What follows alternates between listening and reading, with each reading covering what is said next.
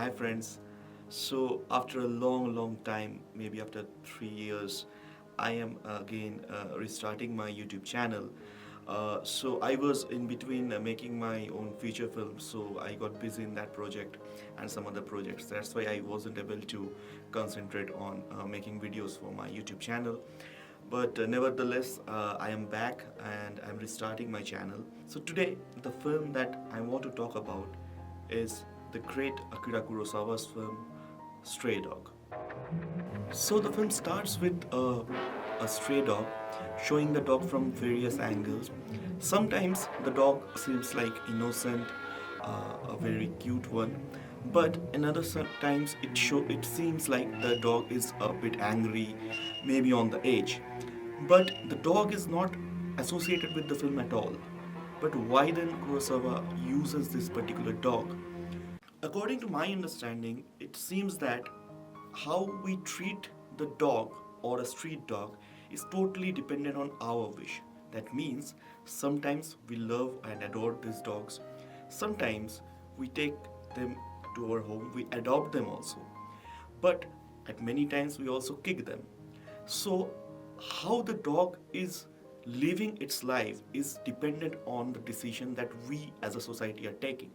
So, this is similar to what Kurosawa is signifying here, maybe a part of society. Similarly, we as a society take decision on certain elements of the society like outlaws and criminals and certain portions of the society, some other classes also.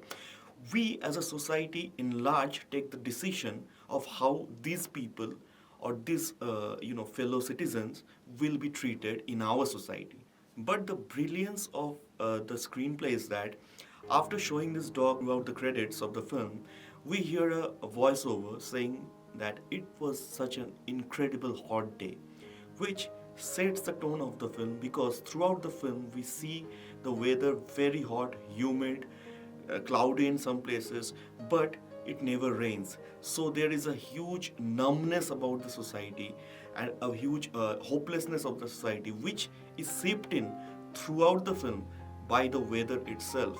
The weather also signifies the post World War II Japan, the urban society of Japan, how the numbness of the weather seeps in into the screenplay, but it also seeps in throughout the mood of Japan at that point of time. So, the intent of the director is encapsulated in the narrative that it is just telling a story of a very hot and humid day.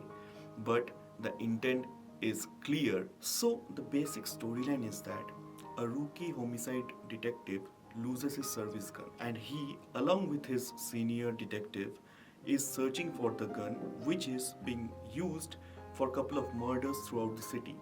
And these two detectives are looking for this gun throughout the city. But the interesting part is who this rookie detective is. So, he is basically a soldier who has just returned from the World War II and he has joined the police force. As the film moves ahead, and this rookie detective is searching for his gun throughout the cities and its ghettos, slums, shady parts of the city. And as the film is developing, we understand the culprit or the thief of the gun is also a soldier who has come down from World War II, but now he has chosen a path of crime. So we get two soldiers who have returned from the war, and in this post-war Japan, both have taken two different routes in their coming life.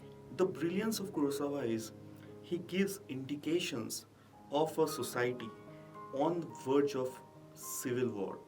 As the inequality between the classes starts to grow, the crime, the use of drugs, the hopelessness in the society, as it reaches to a point, there are indications of the society going into violent civil war very soon.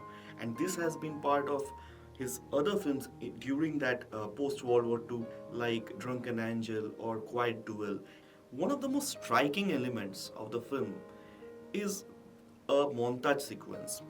It's around 7 to 8 minutes where the rookie detective is searching for his gun in very shady areas of the city, and how this montage unfolds is where the brilliance of Kurosawa lies. Here, Kurosawa uses his background music, mixes it with some of the ambient sounds, various different particular sounds of various slums or various shady areas of the city, and he creates a soundscape which is brilliant to watch.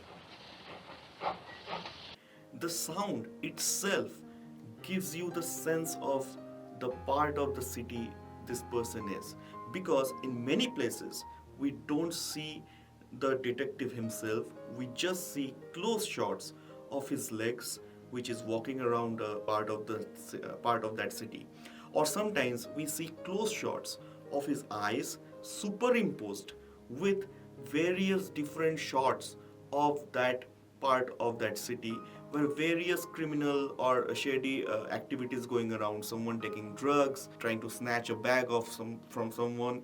So the entire sequence of 7 to 8 minutes is just done on background score and ambient sound, without any dialogue, without any particular specific dialogue or specific communication. It's just visual storytelling at its best. The camera angles, the composition during this montage itself has a different structure to it. I don't want to get much into details into this, as I want to keep this video a bit short. But I would love to have a technical, analysis of this particular sequence in another video. If you want, let me know in the comment section.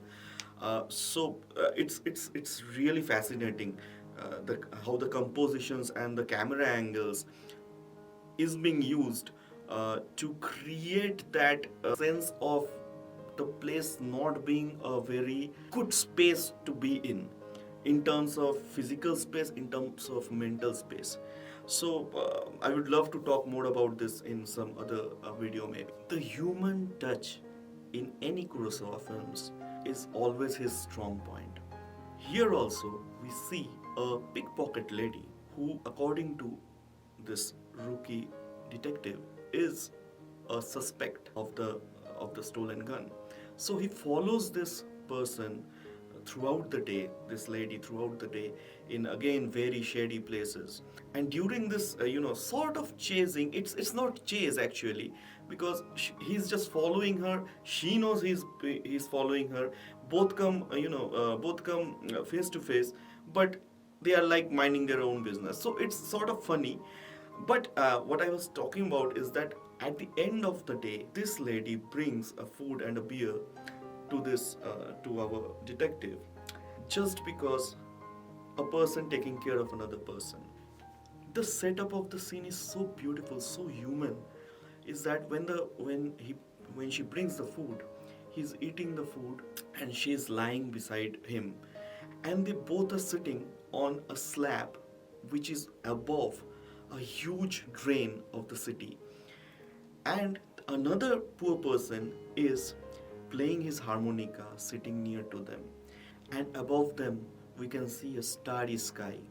And the lady says, in the last 20 years I have forgotten how beautiful the stars are. I don't see this sort of simplistic poetic moments in today's cinema. In his screenplay, Kurosawa brings nature as an equalizer. Two persons from two different class, one protector of the law, one breaker of the law, both sitting under the huge starry sky. Here again, Kurosawa brings in another element similar to that scene we have seen before. Here, we instead of harmonica, we see a group of children passing by and they're singing a song, and which again adds a brilliant human touch to the scene.